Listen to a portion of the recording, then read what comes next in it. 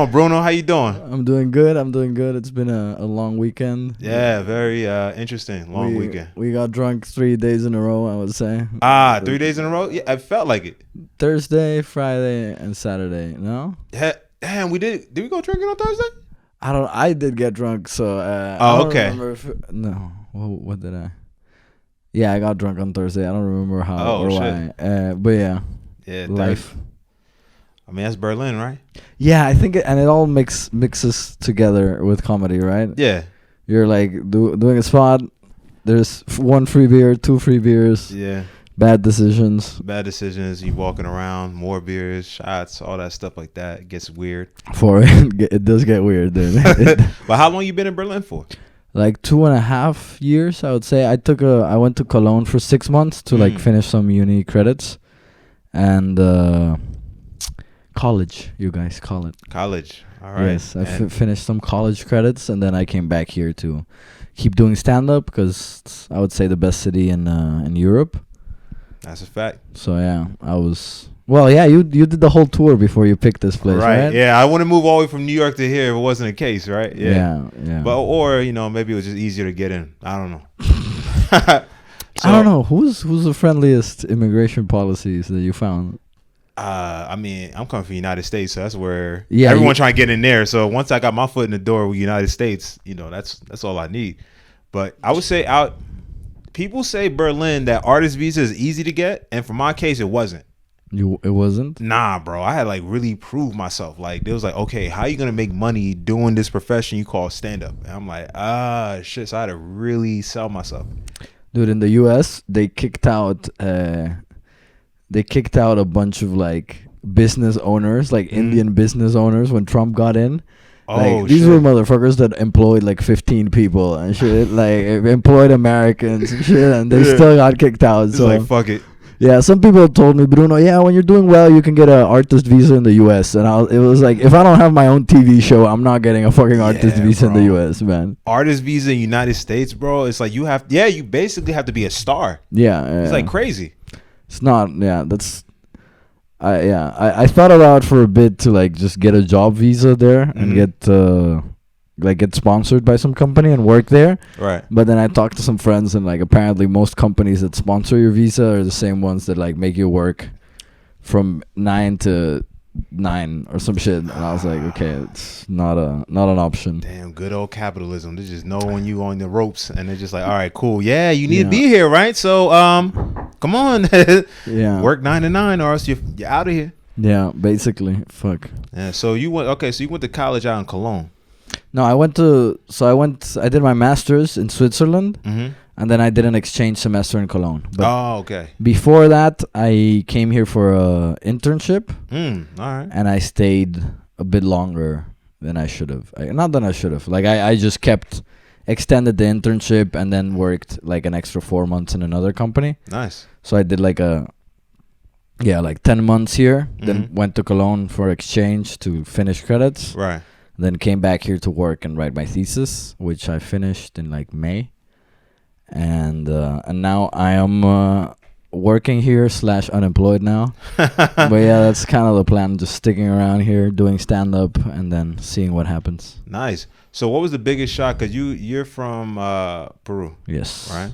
And how long you been in Peru? Like how long you was in Peru before you moved? Like from 24, 25 years. So okay, so you was there for a minute, like all my life. Yeah. Wow. Yeah. Damn. So it's warm, and is it warm or like what's the climate out there? Yeah, my city is kind of weird because it doesn't get too hot or too cold. Like the coldest I ever experienced in my city is 11 degrees Celsius. Oh, wow. Okay. Yeah, Celsius, right? That's the one you guys don't use. Yeah, we use Fahrenheit. So okay. I don't know. They times that by 2 or something like that. No. No, it's not. All this is some like warmer than it is now in Berlin. Okay, it's like what, 60 degrees Fahrenheit maybe? Okay, maybe the coldest it gets is like 70. I don't know, something like that. Oh, where you're at? Yeah. Oh, so it's like warm, yeah. Yeah, but it also doesn't get too warm. Like. Oh wow. Yeah, so it's kind of a boring city in terms of climate. It's not too nice like that, but it's pleasant, I guess, because it stays in the middle. Mm-hmm. But Peru as a country is like it has desert. It has like cold as fuck. It has the jungle, like the whole thing. It has desert? Yeah. Oh shit. Yeah, people don't know shit about my country, dude. It's crazy, bro. I didn't know Peru had a desert. Dude, we got the Nazca lines. Have you seen those things? The ones that they say were drawn by aliens? Hold on. Is there? That's in Peru, yeah. Bro. Machu Picchu's in Peru, you know Machu Picchu? Yeah, I mean, that, okay. I know it's somewhere down in South. Hold on, but the alien, what is it called again? The Nazca lines. I don't know why, but I thought I was like in America. Yeah, see, shout out. You thought it was in the U.S. I really thought so. I was like, where in America is this thing? Dude, fucking Americans, man. Oh, shit. Okay, this is good to know. I'm thinking the whole time, like, oh, wow, America got a lot going on. Not knowing it's in a different... Wow, we really just forcibly exported your alien I took that shit, bro. Damn. All right, so you got all that going on. And what was the biggest like culture shock when you moved from Peru to Berlin? I don't know. Like, I don't think I was shocked because I met a lot of Germans before. Okay. But I'd say flirting is very different here. And maybe it's a Berlin thing. Because, I mean, in terms of work, it's pretty international in Berlin. I've only always worked in, like multicultural environments and shit. But when it's, like, just flirting, dude. Like, here, I was talking about it recently on stage. I was like, in Peru, men go up to women. Mm-hmm. Like, on 99% of cases. That's how it works. Yeah. Here, it's kind of like... I wouldn't say 50-50, but even kind of almost 50-50. Oh, yeah, really? Like, so, like, you feel like more women approach you? Oh, they don't. Not at all, bro. But from what I see, I see, like, women have way more control and way more voice, which is cool. But also, yeah, they still don't approach me, which is what makes it so annoying. Yeah, you looking for that looks nice. Yeah, you know, wow, that looks very fair. Yeah, I'm like, there. In Peru, I had an excuse, you know. I was like, I have to approach them. They probably really want to talk to me, but they can't. Oh, you shit. know? Here, it's like, no, they do sometimes. So I don't know. I think that's interesting. Berlin is just different, right? Because it's very, like, immigrant heavy. So, I don't know. I think... Yeah, I think Berlin culture is very different from German culture, because when I've had German friends or when I've been in German-dominated places, let's say, it's very much like what people say. It's like you get here on time, you fucking do things exactly as told, and it's very literal, right? Wow. But then in regular Berlin, it's like people are 30 minutes late. Like today you were 10 minutes late, and I consider that on time. Yeah. Like by my standards, that would be on time. Right. Especially like I have Indian friends here, like a lot of them. Those motherfuckers are like 40 minutes late consistently, dude. I wonder if that's like a cause that's a cultural thing, lateness or whatever. In quotes, lateness. Cause even African culture, right? Like lateness is just part of it. It's almost like you're a dumbass for thinking that people gonna show up on time. Yeah. So if you try to set up on time and you're angry, it's like, look, that's your fault. You know better than to try to accept people gonna be here on time. In Peru, it's the same, dude. It's like, and it's especially my city, it's terrible because the traffic is one of the worst in the world. Really? Yeah, my city has like 11 million people and no good public transport and shit. Wow, damn. Really bad. Like sometimes you can get stuck on traffic for like, I don't know, 2 hours, 3 hours, just going like on a short drive in the city. Wow. Yeah, and I remember I had a friend one time that we were meeting to buy alcohol to go to pre-drinks, right? So we were like, imagine we both live in the same neighborhood, like 10 minutes walking from like a corner shop, whatever. So we're like, okay, we meet here at 8. Right. To buy alcohol, which is, it's not even like a hangout, right? We're just there for a stop. Right. And then we split a cab to the pre-drinks, and we were like, okay, yeah. And I was like, I know this motherfucker's always late. Okay. So I was like, I'll leave late. And I left my place at 8:20. So my plan consciously was to make it there 30 minutes late. Right. I still ended up waiting 40 minutes. You waited for 40 minutes for the taxi to come. for the guy to arrive. Right. So I arrive at 8:30, 30 minutes after we said we were meeting, and he arrived at 9:10. So even with me trying to be late on time, this motherfucker managed, and he lived even closer to the fucking place. Like I was calling him, and he was like, "Yeah, dude, my mom's being really annoying." And I was like, "I don't give a shit about your mom, dude. What is this shit?" You know, like, so you're a taxi driver. Come here. Yeah. Like, I don't give a oh no, fuck. this was my friend. Like, Like, your friend. yeah. Okay. Like, the friend I was meeting, like this dude, like right there. No, the cab probably also took way too long, actually. Wow, damn. So like traffic's bad. Either traffic's bad or the lateness problem is bad. It could be both at the same time. It's both. People, they just normalize it. I think it's I don't know. It's weird. Here, again, I think that's way better with Germans. Mm-hmm. But I don't know, like, how many German friends do you have? I mean, Ludwig is Swiss, so I don't know how. He kind of counts. Yeah, but he lived in the South for a bit, right? Yeah. Ludwig, not Ludwig. Eunice. Austrian. Eunice is all really? Austrian, yeah. Oh, but he was born there, but he was then. Okay, yeah. Dusseldorf, right? Yeah, you do have German friends. Yeah, I do, but like they still have their own. Like, I mean, Eunice is German, but he's Moroccan. Yeah. So like he's gonna have majority of like those. Yeah. You know. It's kind of like, all right, some like I'm Liberian African, right? So I'm born in America, but I still have I still have tendencies. Yeah. You know, like the other day I went to like some club or whatever, a bar, and so it was an African dude from Ghana, right? He was talking to me, but he made some accusation or something like that. He's like, so what? You come to a club, you don't have any drinks? And then I snapped at him a little bit, like a little snap, but I came with an African accent. He's like, wait, where you from? And I was like, oh shit, that shit came out just, you know. Yeah. Like he knew what country I was from, everything, whatever, you know. Yeah. But it was interesting, yeah. So I feel like you still have like that internal, like, I feel like if something happened, I feel like anybody that comes from a certain immigrant culture, there's still some internal something that comes out when somebody triggers it. Yeah, your like subconscious is still very. Yeah. Yeah, I know what you mean. And it's like how they say whenever you're surrounded by your friends from high school, you revert back to that person. Yeah. It's like when you get really stressed or really intense. This is something that I saw in a movie, and it might have happened to me once or twice. Okay. But have you seen the Lord of War or something like that? The movie with Nicolas Cage, right? Yeah. So he has that thing that he's like, when women are experiencing really intense pleasure, they moan in their original language. Oh, I missed that. Do you remember that scene? Okay, no, there's like a scene where he's like, or I think it's not the woman, it's him. Like the guy was like originally not American, right? Yeah. I don't remember. I think Polish or some shit. And so there's like a few scenes where he's fucking and he's like talking in Polish to this chick or like Russian. I don't remember what it was. Yeah. But yeah, and I think this is the same, right? You're like really intense, like anger or whatever. Yeah. And you're not gonna be like, let me think. Right. I'm gonna do it properly. Like, yeah, no. You're like, fucking concha tu ma-" Yeah. He turned to Arnold. Is that how Liberian sounds? Like, yeah. When we moan, he's just like,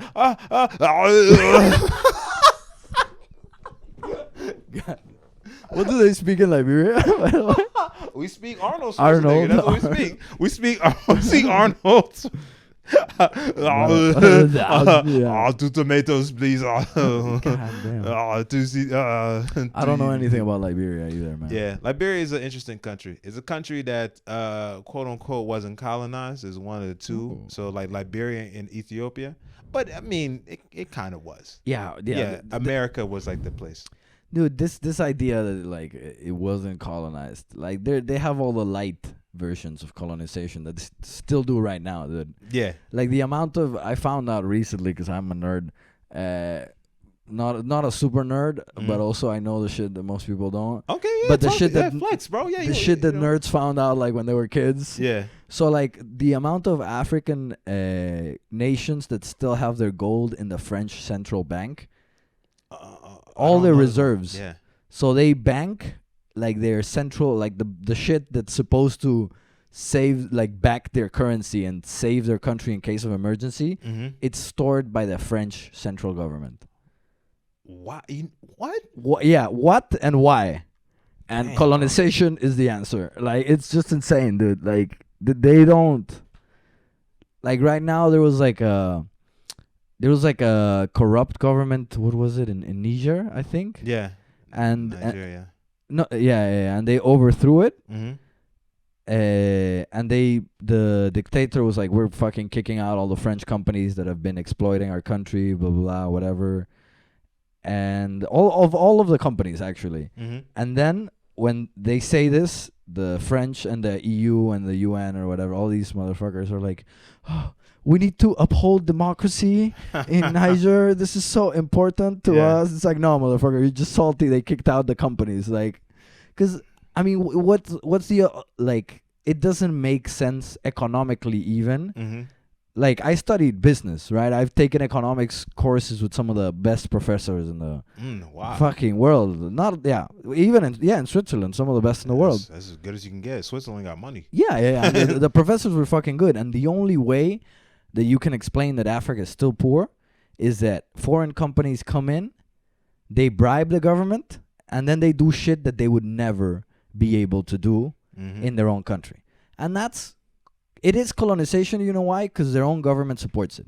Like, France knows that the companies are fucking Africa, right? But because they're not fucking French people and it's benefiting French people, okay, then we don't give. And not only do they not give a shit, they threaten to invade. And I forget the amount, but there were like a bunch of African nations. It was in West Africa. Mm-hmm. It was during Ukraine, so like a few months ago. Still, so it didn't really pop off as much on the news as it should have, in my opinion. But yeah, these motherfuckers were like threatening to invade like an African country to uphold democracy. Shut the fuck up, dude. What are you like? Yeah, that's interesting. Yeah, like, that whole democracy thing in Africa, whatever, you know. Yeah. Like, here's a nerdy thing, because I'm into social politics, economics thing or whatever. There's a book called Capital Coercion in Other City-States. It's like basically how like states are kind of were created in Europe, and they go a little bit into Africa. And one of the things that you could tell how a city or state or country is created is how like the leader and how the leader is either put to power and or how they gain resources, i.e. like either like, back in the days like timber, steel and all stuff, and then whereas to now money, taxes and stuff, right? And one thing about Africa is that most of the money that the leaders get comes from the outside. So they don't need the populace to really, they don't need support from the populace, because the populace is not feeding them in a way, Yeah, no, yeah, for sure. So like even the food, right? Like if France or all the other places giving them food or like money and all this other stuff, they only care about what France wants at that point. But for the people, they don't care, because it's like okay, you're not gonna. I don't need anything from you to be a leader, so it's not gonna work. Whereas like say in other countries, you have to make the people happy, because you like say for example the farmers. If the farmers wanted to revolt, you're gonna starve. So you're gonna be like, hey, okay, farmers. Yeah. Hey, yeah, okay, what do you want? Because we're starving. I gotta eat. It's like in the U.S. how the corporations have more of a say on who gets elected than like actual democracy. Like like all these like billionaires and all these people that sponsor politicians, and then I mean there's two parties and the people don't select the two candidates. It's the who gets all the money. Yeah. And then that person, the party will like prop them up, and then it'll be like two guys that were bought by corporations, and then you have to pick one of them. Yeah. And this is the same shit. Like these, because this guy that got kicked out of Niger, I'm pretty sure it was Niger. I might be mixing it up with another country, but I know Niger was involved. No, it was there. I mean, I don't know. So yeah. So they the democratic government was that they were like so dependent on French aid and on like caring about French politicians or whatever that they didn't give a shit about the people. And there's like a lot of like pictures, videos, statements, polls of how many people supported the dictatorship, like the overthrowing the democratic government, and it was like insane. It was like 70% or something like that, because these people were like, this democratic government was democratic by name, right? They were like fixed elections, like the two parties doing the exact same shit. This kind of like rigged system where, like you said, like the people don't matter, but the European overlords do matter, and then it's like, fuck yeah. Yeah, power is interesting, man. And like, whoever gives you like the things you need, and you start getting used to it, and then people in school now be like, oh, I want to be a politician, so then I can drive or live in this fancy place or have food to eat, even. But then it's only coming from the people that's investing from the outside. So it's like this weird. Like, how is it in Peru in terms of like like politics out there? I don't know if that's. It's it's fine. It's funny though. It's sad. It's sad but funny. They're all corrupt. Mm-hmm. They're all criminals. They just pretend to be left wing or right wing to get votes, but all they want to do is like steal money. And they do. It's Classic. like corruption is very open in Peru. Like you can bribe a police officer for like running a red light. You can bribe a judge to get your case looked at faster. You can bribe a clerk to get your whatever document processed faster. Like, wow, corruption is widespread, but it starts with the government, right? And I would say we have like right wing that's kind of religious-ish, very conservative, but then they're also like economically more capitalistic. But again, this is all bullshit. Yeah, it's all part of the. It's the part game, of the smoke and mirrors, because they're happy to work with. Like now, the government that we have, the president was.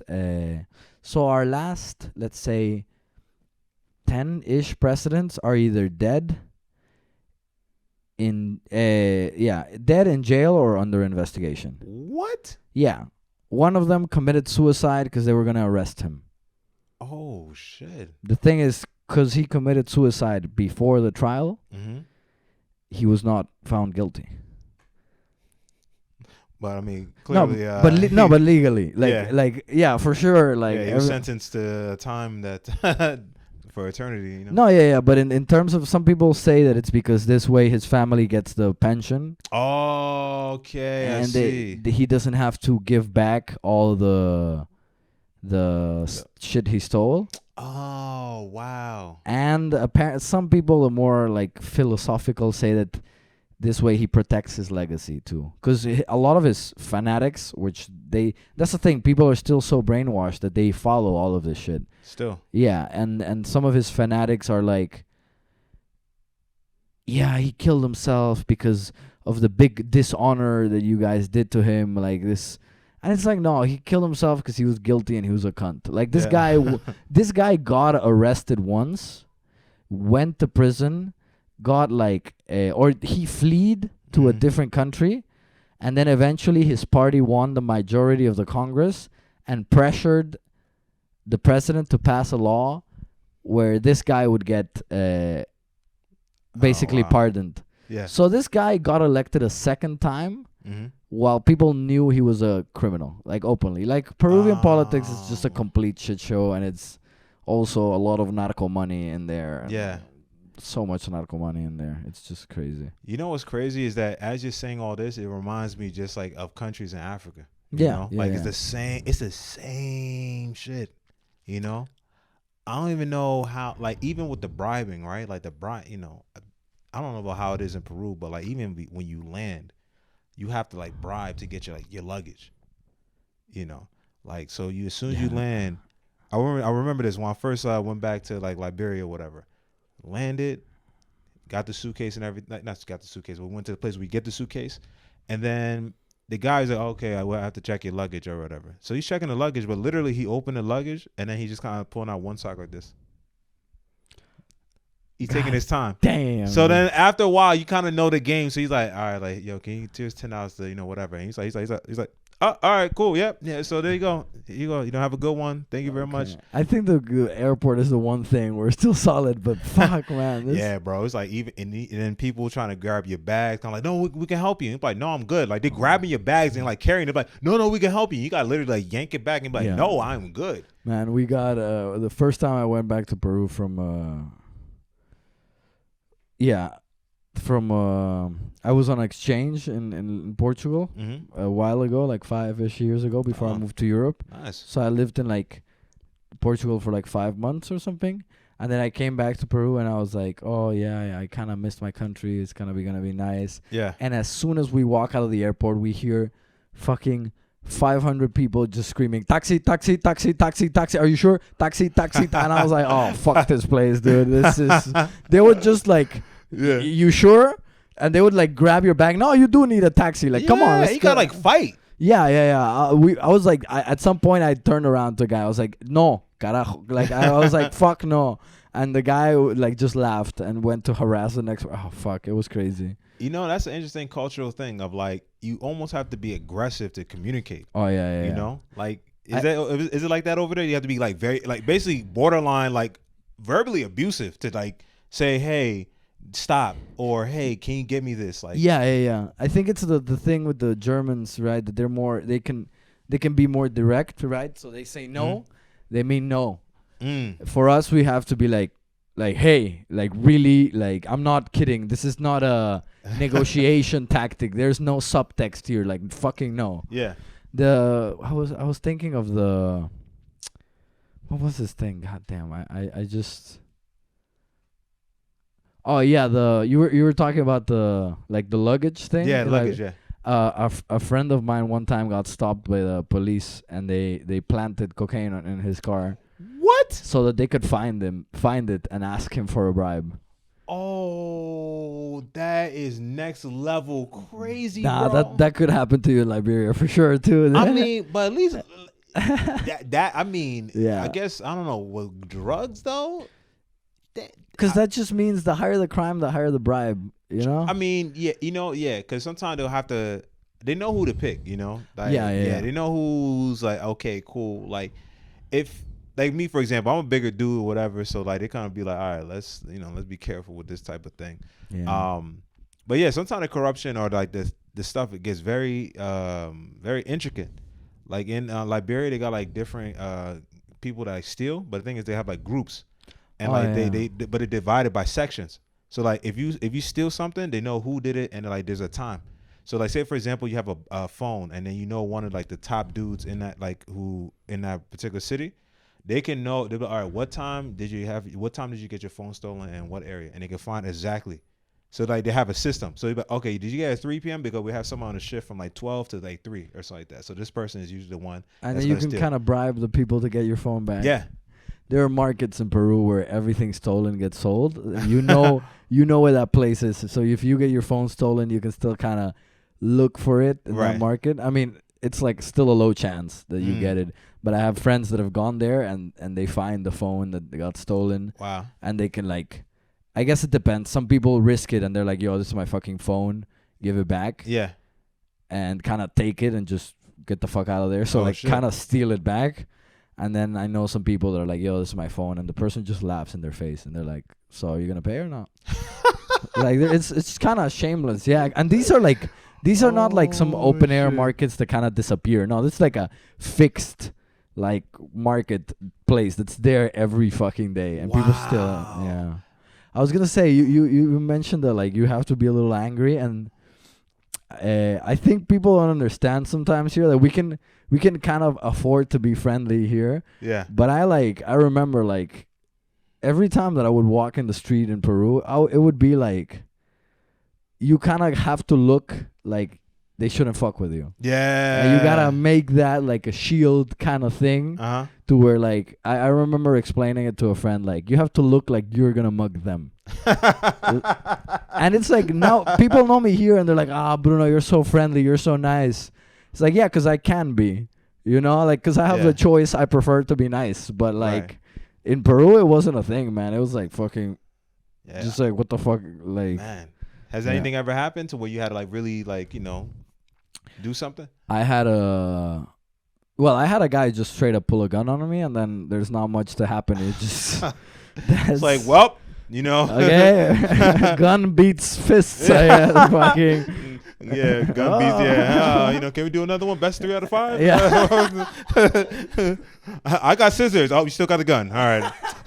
All right, rock. Oh, still got a gun. All right, cool. So that one keeps winning, bro. There's something that can you switch it up a little bit? Yeah, huh? You want to bust out the poison. Yeah, right.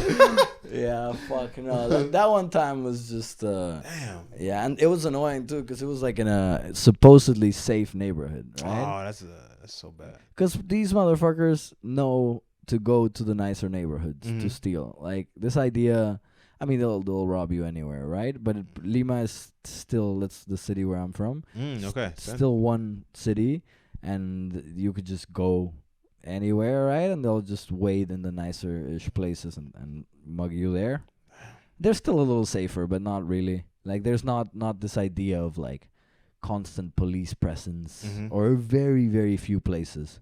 You just don't feel safe walking at night in general, so that kind of sucks. So I had that one. Then I had a few. I think I've had a bunch where I was like I had to stare someone down and like just walking at night because that's you shouldn't do that. Right. But sometimes you would just like still like be drunk and irresponsible, right? Like for example, we lived in the same neighborhood, and you would drop like you were taking a cab back home, because you were always at night. You took a cab or you took a cab. Yeah. There's no other choice. Walking. No walking and no like public transport is trash. So you're probably taking a cab. Or if you want to walk, you're definitely getting mugged. Like if you're walking more than 20 minutes, it's guaranteed. Wow, more than 20 minutes, it's a guaranteed mugging. That's it's like you're playing the Russian roulette with like 5 bullets, 6 chambers, bro. That one's insane. Shit. But of course, depending on the district, higher. But yeah, it's in general. But if you were like, for example, dropping me off like 5 blocks away from my place, sometimes I would be like, fuck it, why not? Let's 5 blocks is 7 minutes walking or whatever. Who cares?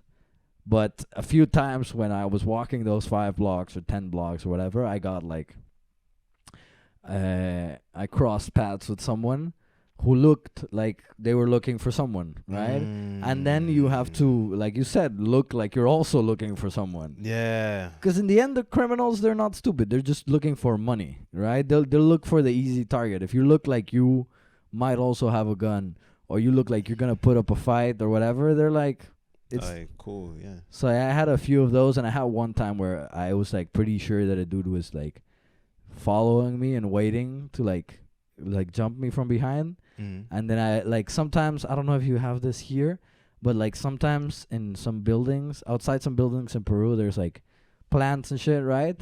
And they have like rocks on top of the and on top of the dirt, you know, on top of the right. What it's not dirt. It's what's it's the soil? Yeah, on top of the soil. They'll put like topsoil, topsoil, I guess. So they have like the plants, and then they'll have some rocks in there. And I remember I saw like one of those that had like rocks, and I grabbed the rock and I turned around and I started like looking at the dude, and the guy just turned around and left. Oh shit! But I was like, I mean, it could have been just a regular ass dude, and I traumatized him. But he's like, oh shit! All right, he's trying to rob me. Yeah. But I was like, this guy has been like following me in like, let's say a residential area, not like a big avenue, but like in a place where people shouldn't be making the same turns as you, right? So I was like, this motherfucker's been like with me for like 3 turns. Yeah. Oh yeah. Behind me and kind of getting closer and closer. Right. And I was like, this is not a good idea. So I just grabbed the shit and I was like, damn, yo, see it, yeah. Yeah. I mean, that's not fun. Yeah, that's you know, because I feel like when you grow up in like a rough neighborhood or whatever, you kind of have like this awareness, you know, that can only happen if you grow up in those rough areas, like, you know, because like, you know, when you have robbery and like violence around, you have to have those awareness, or it just happens. I think it's interesting because I grew up pretty privileged in Peru. Really? Like by Peruvian standards, for sure. Like, wow. I would say upper middle class or like lower upper class even. Like it's like I went to a private school, which anyone that can afford to do that in Peru does that, because public school is just trash. Okay. But yeah, like in I would say I wouldn't say the wealthy neighborhoods, but the nice ones. Like the ones that aren't like, maybe like the shitty part of Manhattan is a proper equivalent. Yeah, okay. You can, in New York, what's one area that's kind of like probably like east side of Manhattan, you know, upper east side, Upper West is like a little more, but yeah, that's more. So like we were able to like travel to the U.S. and like like take trips and Okay, so you're living good. yeah, like my uncle does better than what I like my family, like my mom, my dad, but yeah, like I would say yeah, pretty well off, Mm-hmm. but still in Lima it's kind of everywhere. So it's the kind of thing where I was like I didn't grow up in a rough neighborhood in the sense of like I didn't have friends dealing drugs or I didn't have friends like committing crimes and shit like that. Mm-hmm. But those people were like right next to me. Like Yeah. so it's kind of like and this is something that also made me a bit of a socialist, I would say. Okay. Because I realized then it's like it doesn't matter how much money you have, you can't avoid it if you live in a poor country. Like you Yeah. can't avoid poverty, you can't avoid crime. Mm-hmm. So it's not like I grew up in a, and this is why I find it interesting in the U.S. because from what I hear, it's like, yeah, there's criminals on one part of the city and not in the other one. Mm-hmm. In Peru, if they're in one part of the city, they're in the entire city. Like in some parts of the city might be more like shameless about it, Right. but they'll still like I grew up in a nice-ish neighborhood. I was still not okay at all walking at night. Damn. Like it's still not a thing. And Right. and again, the place where I got mugged in, when I got held up at gunpoint, it was like a friend of a friend's house or something like that. But it was like that was like either the nicest neighborhood or one of the nicest neighborhoods, and this would be like a penthouse in Manhattan type of party that I was going to. Ooh, and then still And I got mugged at a gunpoint right outside of the building of the party that I was going to. Yeah, I guess then again, poor country, nice situation that's happening, and then that's like it's probably so much attention, and it's like okay, we need to go there. Yeah, I think it gives more attention. I don't know. I'm like, unless you're rich enough to hire like private security or shit like that, Mm-hmm. then yeah, you're still in a poor country, right? And yeah, I would say from what I've talked to with people like from different poor countries, it's kind of the same. Like even if you're doing well off, Mm-hmm. it is nicer because you can afford more cabs, Right. but you still take the cab right from your doorstep. Yeah. Right to the place that you're going to. You don't like there's no walking involved. No shit walking. Like that. Yeah, and Damn. So you can't even experience nature and shit out there. Really, you kind of have to like just be in a car and just go yeah, exactly where you need to go to. in the city. Yeah, I guess some countries are so unequal because Peru's also like in a middle point, right? Like we were talking about how it sounds a little similar to Liberia. Yeah. I know of some African countries where it's like, if you try to mug someone, you'll get killed, right? Yeah. A rich person. Yeah. Peru is not at that point, right? Like I'm not gonna use any countries as examples because I'm not quite sure. Yeah. I mean, But yeah. if you go to like a poor country and you steal from like a politician's son, or a rich person's son, that person kind of might have like inequality might be so bad that you can kind of get killed for that, like just for robbing someone, I guess. Yeah. But Peru is more like there is inequality, so there's a lot of crime and stuff. But I don't know. At least, yeah, there's no. It's not as insane where like somebody robs you and then you just like Then you get cartel style fucking. Okay, so it's not like that. Okay. No. That's important to say because a lot of people kind of put a stereotype on South American countries like cartel, drugs. It's everything. Mexico, dude. That's Yeah. Mexico is very different from the rest of South America, or like from South America. Mm-hmm. Central and South America are very, very different. In I would say in terms of political landscape and stuff. Like we're still very corrupt.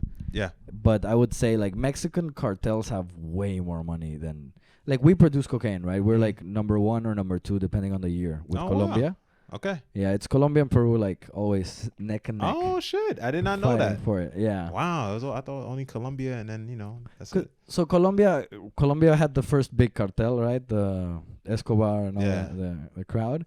But then when Mexican, this is also me being a nerd, love these documentaries.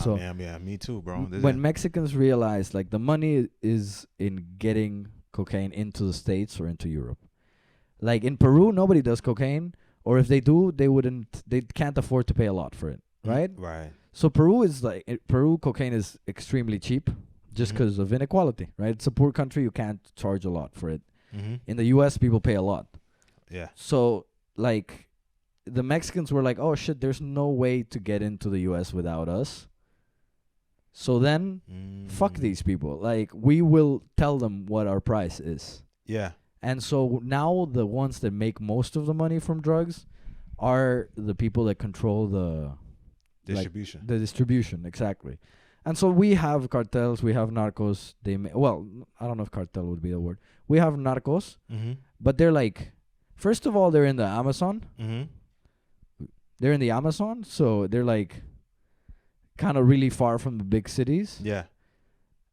But even so, that kind of keeps the violence at bay, right? They make a lot of money, but they're really far from. They don't have any need, and when cops try to stop them, like, they have more guns than the cops. So they're kind of like, hey, what are you doing? Yeah. You're under arrest. The army sometimes tries, and even the army is like outgunned. Yeah. They make a lot of money, but they don't create that much crime in terms of, like, they're really far away from society. So they still kind of corrupt the government and stuff. But I feel like in Mexico, they control entire areas, like big entire, like, urban areas, right? I think in Central America too, like in some countries, they'll like control a city or something like that. Right. For us, we don't have that, and I don't know of any. Maybe Brazil has the favelas, which are under control of criminals. Yeah, they got a long lock over there. Yeah, but in Peru, I would say mostly not. Like, mostly it's kind of limited to, because again, these people don't sell to Peruvians. There's not a lot of money. Like, I remember a German friend told me when he came here, he was like, man, cocaine is so cheap. It's like €3 a gram. Right. In Peru. Yeah. Or like even less. I don't remember. But yeah, something like that. Wow, that's very cheap. Yeah, and like, you can't make a fucking... He could be a big cartel with that. You can't make a death squad that rivals the police with that, let's say. So, like, all the money is on, like, exporting it, and, like, because the police is so weak, they don't really fight back or anything. So there is some crime related to drugs, but it's not it doesn't create violence, let's say. Okay. And yeah, whereas Mexico or, like, Central America, or I would say any country that can, like, bring in drugs to the US or to Europe, those countries are fucked. Because in those countries, there's so much money to be made. Like, being a narco, you're fucking... there's these guys with the like golden AK-47s. Yeah, crazy shit. And they buy tanks from the ex-Soviet Union. Like, a Peruvian cartel, it's still like a lot of money, and they can still fuck up the military, but they can't. They can't buy all that. They can't buy all that, and if Yeah, they're driving a Honda Civic to where they gotta go. Kinda, yeah. Actually, I saw one close to my neighborhood. I saw one narco get killed once. Oh shit! Or I didn't see it live, but I saw the aftermath, and it was all over the news. But this tells you how rare it is. Like, in 25 or 24 years in Peru, I saw that once. Oh, okay. So that's like rare in that world of narcos and in Peru. Cartels, yeah. Because in Peru, first of all, I don't know that deep, but I don't think there's that much rivalry over stuff. But even then, it's like, I think most of the violence is very limited to where. So basically, what would happen is the main activity would be they go to the Amazon and to the area where cocaine naturally grows, which is in between the Amazon and the mountains, right? Like the altitude jungle, I guess, ish. Yeah. And they would like find areas there, either find a village already and force them to plant cocaine for you. Oh wow. Yeah, very sad. Yeah. Or they'll just cut down a fucking section of the Amazon and plant cocaine there. And then in these kinds of places, like, the closest police station is like 3-4 days walking. There's no roads. And the police is one dude or two dudes at most. So nothing is going to happen to them for the next year, at least. Yeah. So they'll be planting, growing cocaine. And even sometimes they found airstrips. Like these dudes have enough money to make their own airstrip in the middle of the Amazon, Yeah. and then just send it up. So they'll plant cocaine. Nobody will fuck with them. They'll export it. They'll take it. Mostly, I would say by again these like private airstrips all the way to like Central America, and then sometimes I guess through the docks as well. We have like a big docks. I think. Yeah. Okay. Yeah. Shipping, whatever. Oh, shipping yard and stuff like that. Yeah. Okay. So sometimes they'll take it to the capital and then from there ship it. Wow. But the main thing is they're like it's all about production and shipping. Like there's very, very little like drug dealing going on. It's all about like logistics, like just and there is for sure. Like I know people that do drugs. I know people that have sold drugs. Like I do. But it's like very small time. I feel like here, if I meet somebody that sells weed and coke, they can like being small time. You can still pay your rent and kind of do well. Wow. Here in Berlin, or even in the U.S., right? Yeah, U.S. is U.S. you could definitely do that, but U.S. it depends where you at. It can get cutthroat, like because then then you got gangs and stuff like that, depending on where you are in the country. Or it's like sometimes so like if you're in like New York or like other places like East Coast, it's so heavily populated in small areas that like even blocks are like controlled. Like one block, it's we like, have that in as well. Okay, it's kind of like, yo, why you on this corner? Like even you standing there, if you look like there's been cases where I stand on the corner and they kind of looking at me like, yo, like why are you standing here? It's like, yo, because it's a bus stop. That's where the bus didn't come yet. Wait till the bus come and then I won't be here. Be patient. When you're waiting for that bus, bro. Yeah, you got a job? You sure you got a job? Let me follow you. Make sure you got a job. Yeah. Oh, in the meantime, let me get some money from that job, but from you. It's like fuck. It's many times like that. But okay, so you talk about Peru and all this stuff. It's not like it's different than and other South American countries are different than Central American countries. But with Peru is from what I know is like a Catholic country. So how does that play now? I don't know if that's still the case, like where people still like majority of population is Catholic, and then also with you, is that something that you kind of like, I don't know. So I think it's like it's 96% Catholic. Wow. So it's but I think it's that's a statistic because everyone gets baptized, right? As soon as you get baptized, unless you ask the church to like excommunicate you or whatever, I don't know what it's called, but deregister you, right? Yeah. They'll count you as Catholic for the rest of your life. Okay. And in Peru, we still have a lot of these like Catholic traditions because that's the thing we got imposed during the colonies, right? That was the way they tried to kill our culture, our native culture. They're like, Catholicism, it's the bomb or whatever. It's the bomb. It's the bomb. It's cool. And then, it just kind of stuck around and it's influenced culture very much. I always tell people like, at least Peru, because I know other countries are way more fun, but Peru's very conservative, like sexually. Like people, we're like flirty and shit like that, but one night stands, stuff like that, that's not really that much of a thing in Peru. Like it's very, I think it's becoming a thing slowly, but it's very conservative because of that. And even like drugs as well.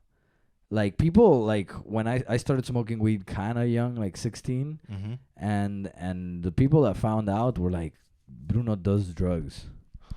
Like Bruno consumes drugs, they're like freaking the fuck out. That's hilarious. And but I think it's like, I think depending on the area and shit, of course, but it's like a Catholicism light, right? It's like like we do it because we think this is a correct thing, but like not everyone goes to church every Sunday. Like my family, I grew up with like Catholic values, but not traditions. Like we would go to church for like funerals, for weddings, for important things, maybe sometimes like for Christmas and stuff. And everyone, like when you were in school, I did the first communion, right? Which is the first thing. Yeah. And then I don't know how many people are Catholic, but it's like this thing you do when you're like maybe 10-ish, 9 years old. which is supposed to be your first sacrament, the first ceremony you do. And I did that because it was kind of mandatory. But then, like, when you're, let's say, 15, 16-ish, I think, there's a confirmation. So that's the second one. Right. And this one, because I was in a non-religious school, they let me pick if I could do it or not. But it was, wow.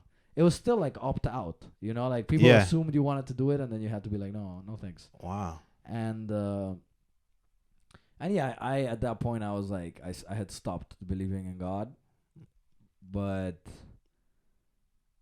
I had to stop believing in God, and it wasn't crazy. Again, it's like a Catholicism light. Like, people kind of, I would say, assume you're Catholic, and then when you tell them that you're not, they're not surprised. But it's not. They still assume that.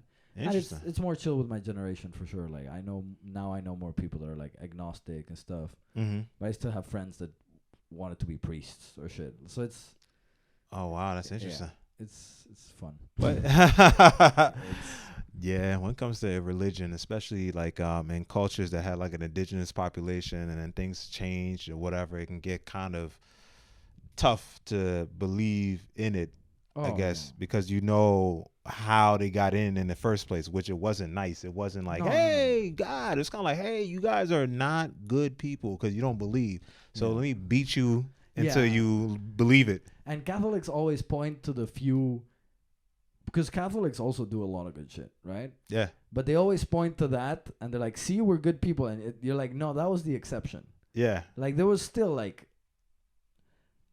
right now, Catholics, like, you'll tell them how the church is horrible, and they'll point to the volunteering, and you're like, yeah, but also a bunch of pedophiles. And it's like, even if you want to be like a few bad apples or whatever, it's still like, they, especially back in the day, they were doing horrible shit. Like, oh man, and it's just bullshit, dude. Like, damn, organized religion, fuck that. Like, it's just, religion is one of those things, man. It can get, because I mean, at the end of the day, it's still about social dynamics. Yeah. And like, power is still one of those things that are involved, even with that. So like the priest and like the archduke, whatever, or archbishop or something, and all these, like, these hierarchies. It's tainted by people, right? They fuck it up, because in the end, I'm still very happy with the Catholic values that I learned, like solidarity, honesty.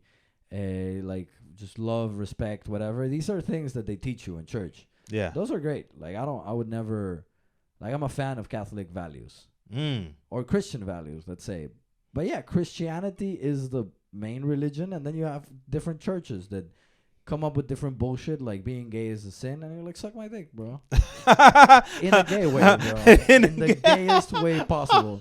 You got a bunch of dudes in robes fucking being gay as shit, and then being homophobic at the same. Kill yourself, bro. Fucking don't fuck with your shit. Yeah, but it's like, it's random shit, or like, I don't know. Apparently, the idea that priests had to be celibate is because they were fucking so many bitches, you know. I mean, because power, yeah. These dudes back in the day, they were like running confessionals and shit, and then getting laid afterwards, you know, this is God's dick or some shit. And this is like, they're people, and then they invent this rule and pretend that God gave it to them. It's like, if at least they were honest enough, and if they were like, hey, we think being gay is wrong, but we can't really talk to God, so we just made it up, and it could be up for debate, then I would get it, you know. But they always love to pretend like the Pope is supposed to be the person that's closest to God, or the person that can actually communicate with God, right? He's still picked by other people. So how do those people know that this motherfucker's talking to God? Are they talking to God? Nobody's talking to fucking God, dude. Fucking God's not real. Suck my dick. I hate this shit. This is all to say, they ruined my childhood, bro. There was no casual sex because of those cunts. Damn, man. And look at that. It follows you even now. You're like, is it real? Is it not? Yeah. I remember I went to, because I have family in the U.S., and I went to Ohio, and like, because that's where they were from. And I went there when I was like 14 or 13. And I remember I was like, I went to visit high school, right? And I was like talking to some girls and shit at a football game, and like flirting, and they were like talking shit about like blowjobs and having sex, like chicks, 15, 14-year-old chicks. Oh yeah. And I was like, where has this been all my life, dude? I was like a 13-year-old that hadn't kissed anyone before. Oh, and I was shit. like, what is this? I need this country in my life. I need Yeah. this sinner. I need to move now. Where can I get a visa? Dude, I swear to God, we almost moved to the States because of my stepfather. Uh-huh.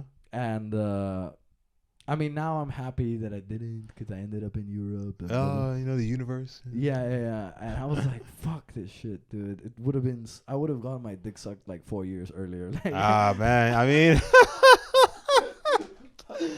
oh man, the biggest regret of my life is I didn't get a blowjob in my formative years. Dude, because those are formative blowjobs, you know what I'm saying? Those shape you, man. When you get a blowjob when you're 18, you don't appreciate that shit as much, bro. Your brain is more formed, you know? Yo, you probably got a disconfigured. It didn't form correctly. Imagine I got a learning disability for not getting my dick sucked when I was 12. So actually, if you think about it, priests know what they're doing, dude.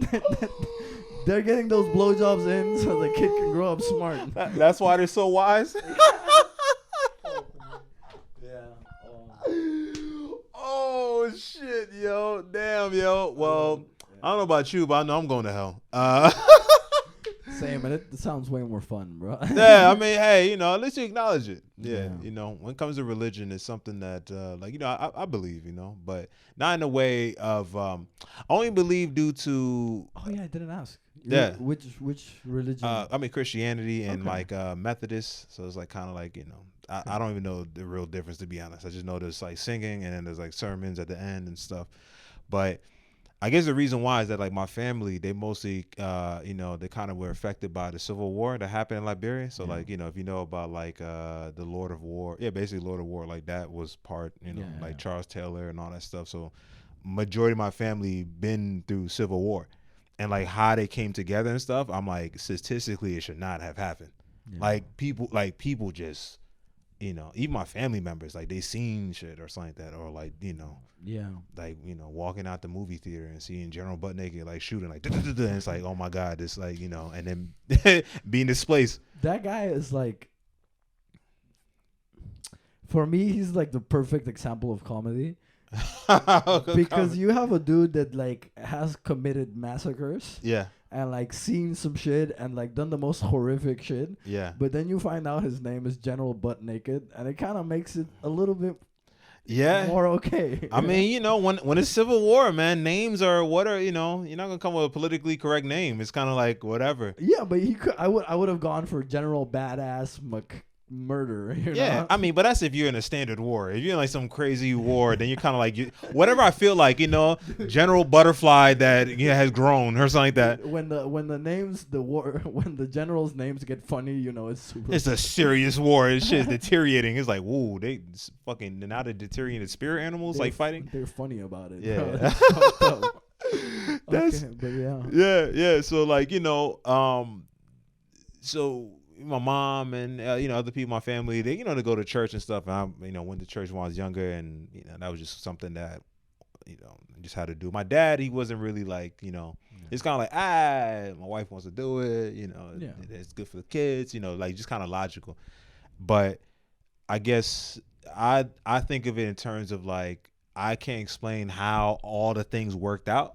Cause like, bro, like I'm talking about each and every one of my family members have like a fucking like origin story like thing that should be in a movie, like on some, you know, okay, I was fleeing from some place, and then somebody saw me and it was like, oh, did you know your family's here? And like, oh, I thought they're all dead, and then match and this, or like, you know, all the stuff. So like, I believe, but like, I believe in that, and also in fear, you know. It's like, hell seems not fun.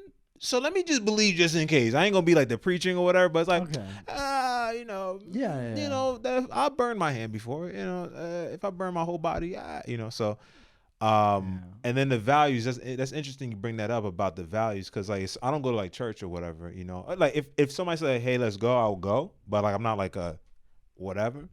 But in terms of the values, that is something that has helped me as well. Like just kind of like, you know, Die not. I don't know the Ten Commandments. I don't even know the fucking Bible. Yeah. So that's my takeaway. I Thou don't shalt know. not kill. I Yeah, think. thou should not kill. That's a Thou should solid not. one. Yeah, thou should not commit adultery. All that stuff. Things that like from I look at it. I'm like, all right. At least there's some type of Yeah, it makes sense. yeah. A lot of it is very useful, and I like seeing, like you said, from a historical perspective, how it helps, and if it helps your family or it helps you, Mm-hmm. then like I think I'm also not anti-religion at all. I just I think it's a practical thing. I also believe very much like in not in hell, but in the like if you try to be a good person and there is a hell, then you still tried your best, right? Yeah. So like, but yeah, I think I also I guess at some point I saw it in terms of like God knows I'm trying to be if God exists, He knows I'm trying to be as good as I can be, Mm-hmm. and if He doesn't, then I'm still trying to be as good as I can be because that's what makes me happy, right? Like in the end, being a good person makes you happy. Like I Mhm. think this is all boils down to like being a good person is the best thing that you can do for yourself, even if you want to be selfish. Mm-hmm. Like when you're a piece of shit to other people, you feel guilty about it. You feel remorse. You like turn people away. You destroy your relationships. You fucking isolate yourself, and then you need people, and then you're a piece of shit, so you don't have them anymore. So it's I don't know. I think I really like not everything about him, but Jordan Peterson's books. Mhm. Like he always traces back like religious parables. I think is the word Yeah. to like lessons that are just practical. And I Mhm. think that's how the Bible was written and how all these books were written. Like this is useful for people, so let's put it in a religious context, Yeah. because then they'll believe more or whatever. But in reality, it is just useful. Like not eating pork is like especially Muslims, right? Yeah. Yes, Muslims. Mhm. Pork is like if you don't cook it well, you can get a disease from it. I forget what it is, but a lot. fucking back in the day, that was probably happening all the time. So we're like, oh, God says don't eat pork. Boom, let's just not eat it, so we don't get people to die. Yeah. Instead, you could be like, oh, there is this disease, but what do you think people are gonna listen to more? You go to hell if you eat pork, or there is this disease. Yeah. Right. Just hit them with the hell, Yeah, bro. they're like, what is disease? You Yeah, know? what is Yeah. literally- But if somebody like strikes lightning in between trees, like, oh shit, all right, I'm not eating pork again. Yeah, All right. yeah, exactly, man. You know? Exactly. Yeah, and like, Muslim culture is a big culture and that grows. So, I mean, Yeah, it's working. it's working, Yeah. It makes Yeah, that's interesting. Yeah, religion is something that I feel like you can take away like certain wisdom from it, and you don't have to fully believe in the whole thing, Yeah. which sometimes is difficult because like feel like people that do believe in it, some people that don't believe it's kind of like either or. Yeah, no. I like that's when I found out the word agnostic. I was like, that's perfect. Yeah, I don't know if there's a God or not. Who the fuck knows? If you Yeah. pretend you know, you're lying. pretty much. But if it's useful to believe, why the fuck not? Like if you can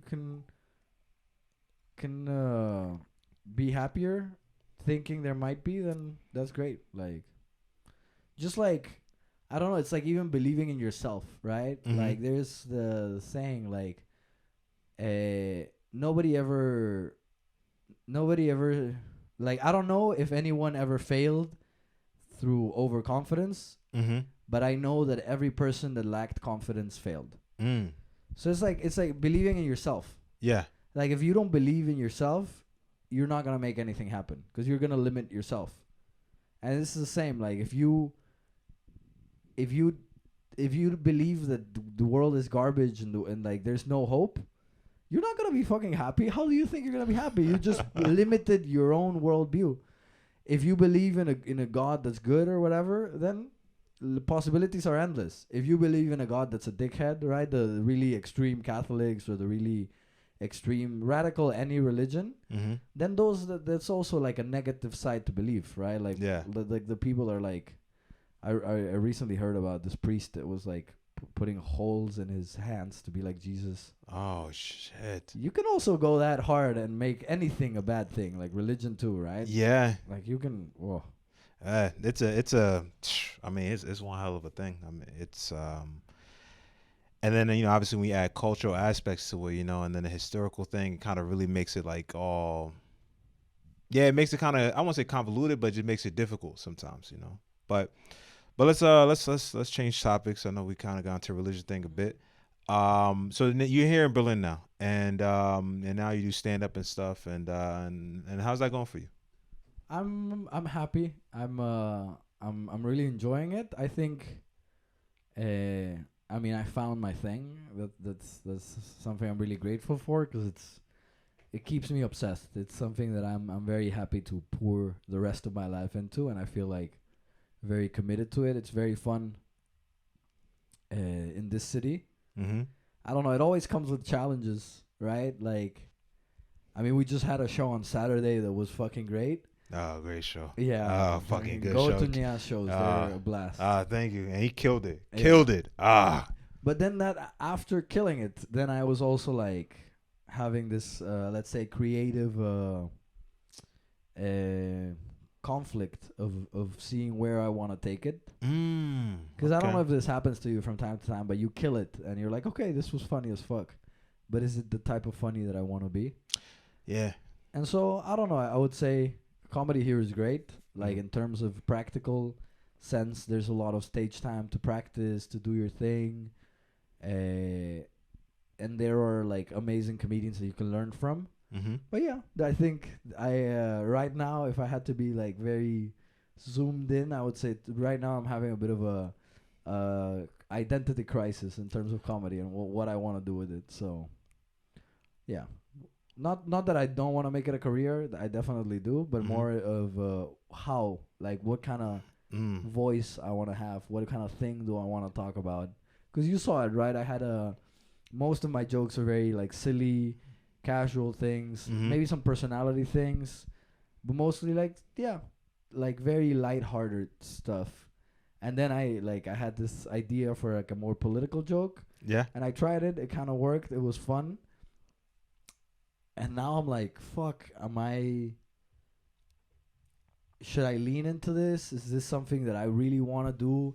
Is there even a reason to force because I don't know. Like, I think maybe a lot of this is like people overthinking, but sometimes you just kind of think, should I be doing this because it's more valuable for society? Like political humor, because you can kind of contribute to move society forward.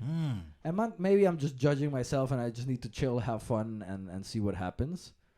But I mean, I think that's an artist thing though, like kind of confronting those like thoughts of, is this the right path? Is it not? Is this like, should I be doing something different? Is the right voice? I think that's just kind of part of artistry, you know, from what I've read and experienced. Like I experienced the same thing. Sometimes you get off stage and you be like, I don't know, you know, is it something that, you know, maybe I should have tried this joke or that joke. But even as you know, 'cause I do acting and stuff as well, is that, you know, you have a performance and people are like, oh, this is a good performance. And you kind of like, it was alright. Like, you know, and you start be like, yo, but what, if they say it's good, then I'm thinking, alright, then what the fuck does this mean? And then you start going in. Yeah. But that is part of the art of like just confronting those like things in your mind, and then like from what comes out of it does become beautiful. Yeah. But then, you know, 'cause again, like fucking killed, you're just killing it. So it's like that weird thing where it's like it's happening, so you're dealing with it, but then what people receive from it, they enjoy it. So it's kind of like you have to also take that into account, I feel. Yeah. And like the performance, but then also it's safe and good to have that internal compass of like, all right, this is good, but I know where I want to go, the direction. Yeah. So, you know. Yeah, I like you said, I think that's what keeps, because you gotta keep going to figure these conflicts out. Yeah. And what keeps you going is to be grateful for these. Like you said, like, even if you're not sure that you love what you did, they loved it.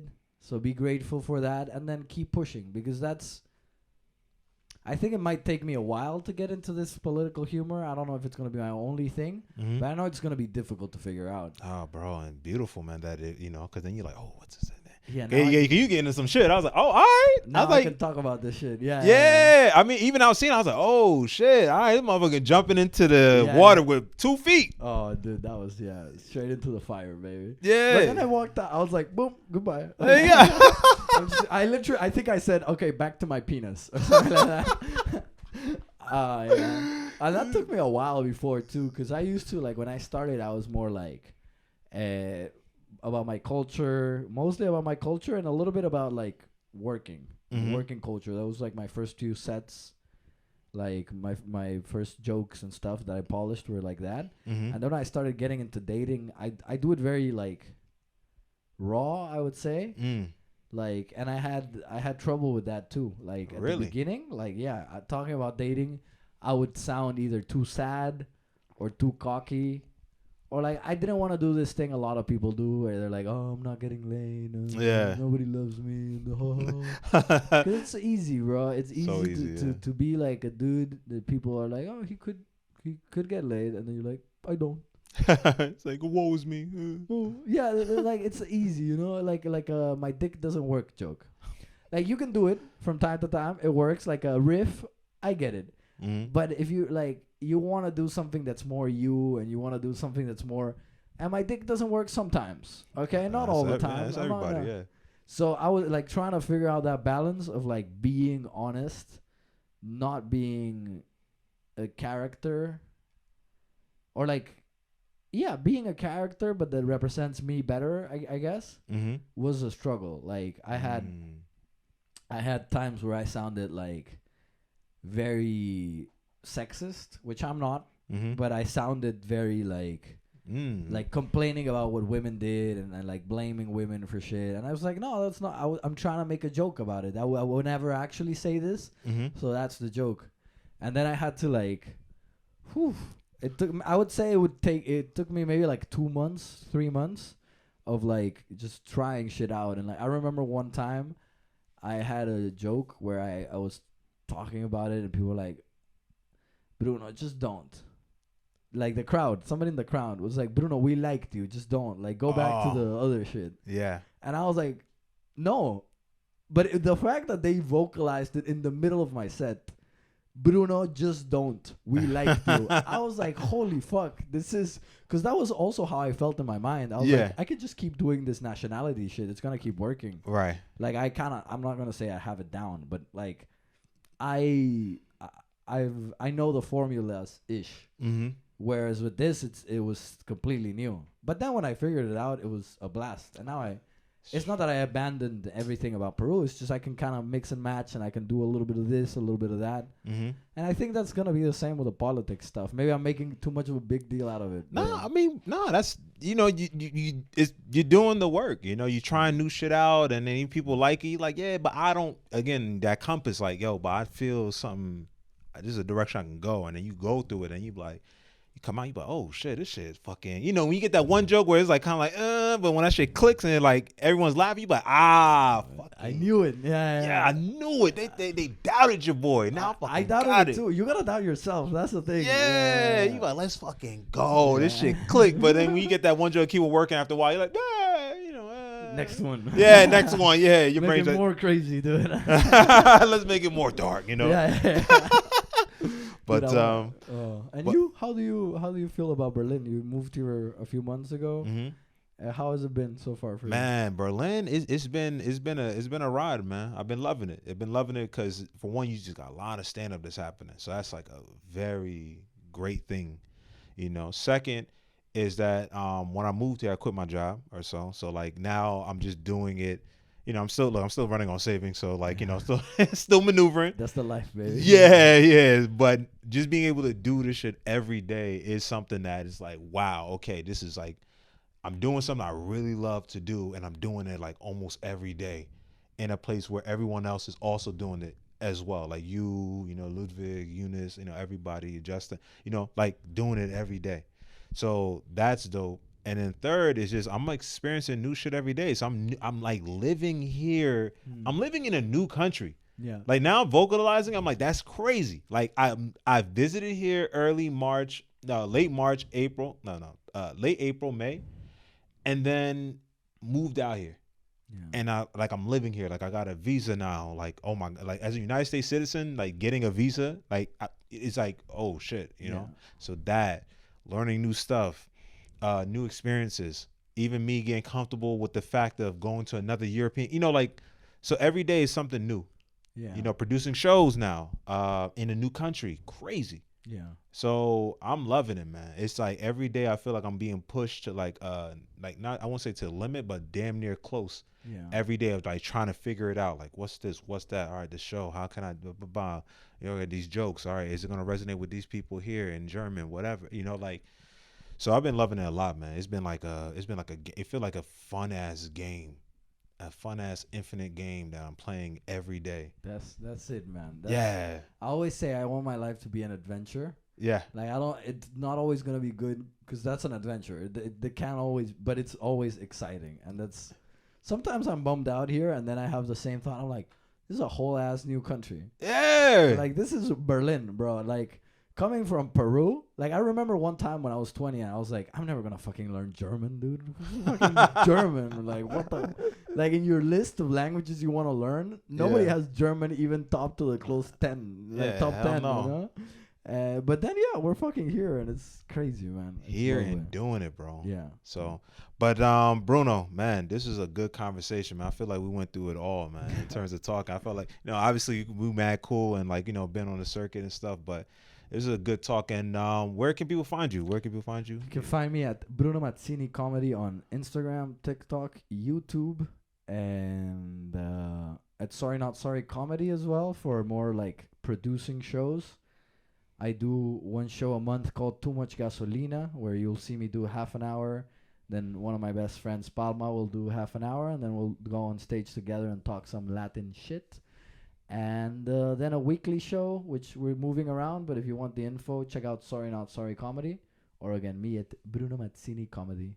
Boom. And I think, that's it. There you go, man. Yo, watch out for this dude, man. Very funny, very hilarious. Bruno, nice talking to you, bro. Oh, do the handshake. Okay, do the pound? All right, cool. Anyway, do the proper, then we're like, all right, we actually cool. Business, then cool. You gotta have both, baby. You gotta have both. Gotta have both. All right, man. Welcome to. I don't know, welcome to. I'm a dumbass. This is third.